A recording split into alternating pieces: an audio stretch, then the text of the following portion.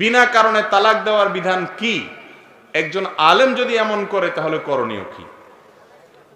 যেই আলেমের ব্যাপারে প্রশ্ন করতেছেন যিনি, সেই আলেম যে কারণে তালাক দিয়েছেন সে কারণটা যৌক্তিক কিনা সেটা তো ইন্ডিভিজুয়াল কেসটা স্টাডি করে বলতে হবে।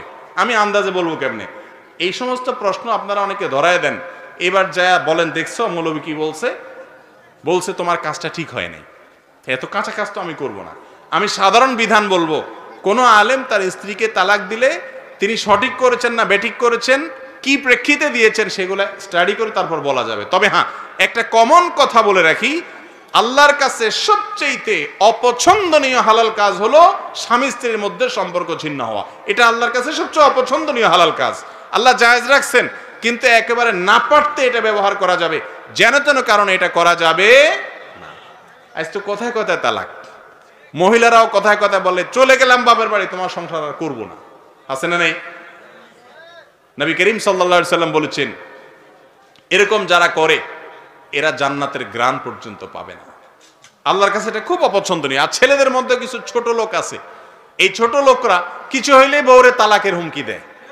আছে না নেই?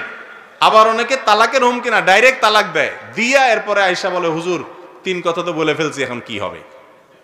দুইটা মুগুর দিয়ে মারা উচিত। মনে রাখবেন, তালাক মুখ দিয়া আসলো আর বলে দিবেন এত সহজ না। রাগ উঠছে, 2টা হালাল বকা দেন। হালাল বকা মানে মুখ খারাপ করা ছাড়া বকা দেন, ধমক দেন, পারলে আরো কিছু করেন, কিন্তু তালাকের কথা বলেন না, খবরদার।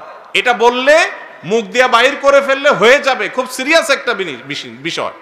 আমরা অনেকে মনে করি হুজুর আমি তো ভয় দেখানোর জন্য বলছি। ভয় দেখানোর জন্য আপনি আমার পেটে ছুরি ভরে দিয়ে এরপরে বললেন ও সরি, আমি তো ভয় দেখানোর জন্য দিছিলাম, আমি জিন্দা হব। আর তালাকটা এরকম ডেঞ্জারাস। যারা যুবক তারাও সাবধান থাকবেন, যারা বিবাহিত তারাও সাবধান থাকবেন। কথায় কথায় তালাকের কথা বলে ছোট লোক, এটা জায়েজ নাই। তালাক অনেক ধীরে সুস্থে আলেমদের সাথে, সংশ্লিষ্ট মুরব্বীদের সাথে পরামর্শ করে তারপর তালাকের কথা বলতে হবে। আল্লাহ তাআলা আমাদের বুঝার তৌফিক দান করুন।